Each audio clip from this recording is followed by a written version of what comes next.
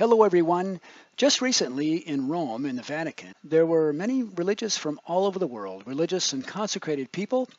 They gathered on December 1st through the 3rd, 2017. They came at the request of the Congregation of Religious and Consecrated Persons. And the conference was called the Vocational Ministry and Consecrated Life, Prospects and Hopes. And I wanted to share with you some of the message and some of the points pointed out by Pope Francis. First of all, he talks a lot, begins talking about parents and their responsibility to be the first vocational animators of their children, freeing themselves and freeing their children from a kind of a selfishness, which occurs in the best of families, those practicing the faith.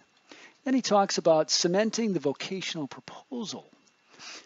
And of course, the vocational proposal is finding your vocation, discovering it, whether it's married life, religious or consecrated life, or single life, but also the vocational proposal to consecrated life.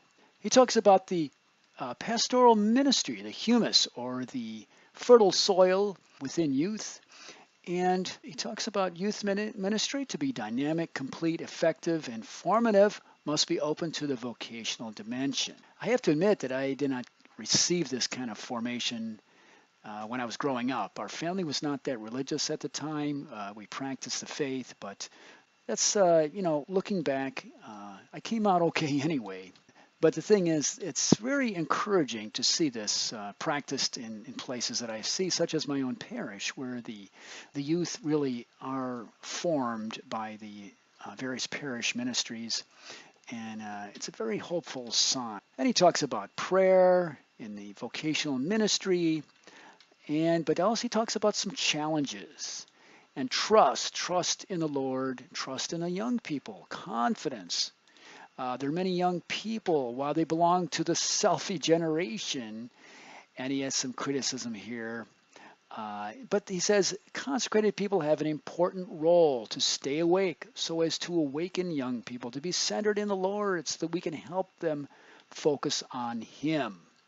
And he says very often young people expect from us an explicit proclamation of the gospel of vocation. And of course, when he says us, I'm sure he's talking about religious and consecrated people. And he says, trust in the Lord, sure that He continues to awaken the people of God, various vocations for the service of the kingdom. Now here he has an important point. We must overcome the easy temptation that leads us to think that in some environments it is no longer possible to generate vocations. For God, nothing is impossible. Each segment of history is God's time, and so forth. Talks about several other points here. Conviction.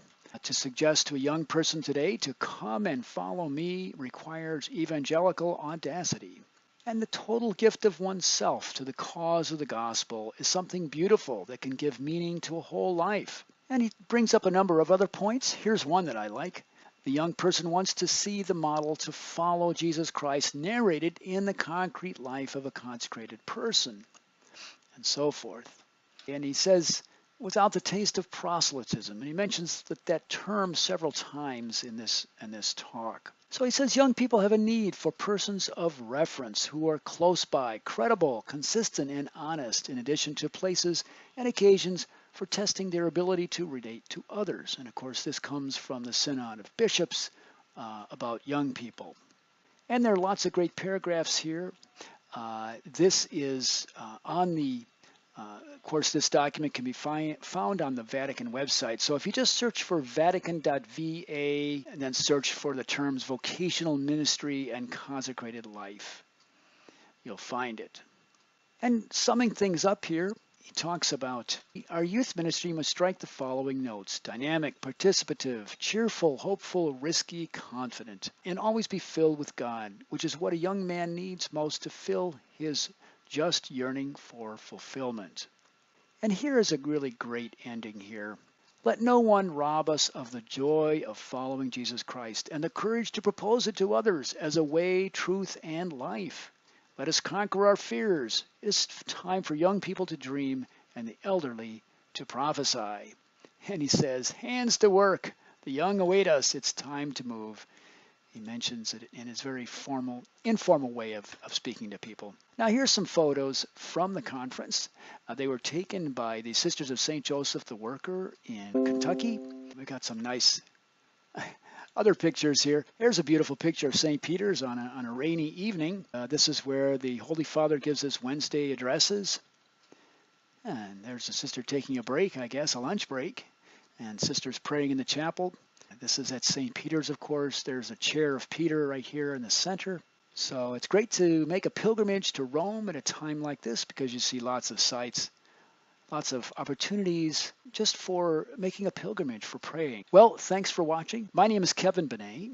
Our program is called the Come and See Vocation Promotion Program. If you'd like to learn more, go to vocationpromotion.com. If you like this video, please like, share, and comment about it, and subscribe to this channel.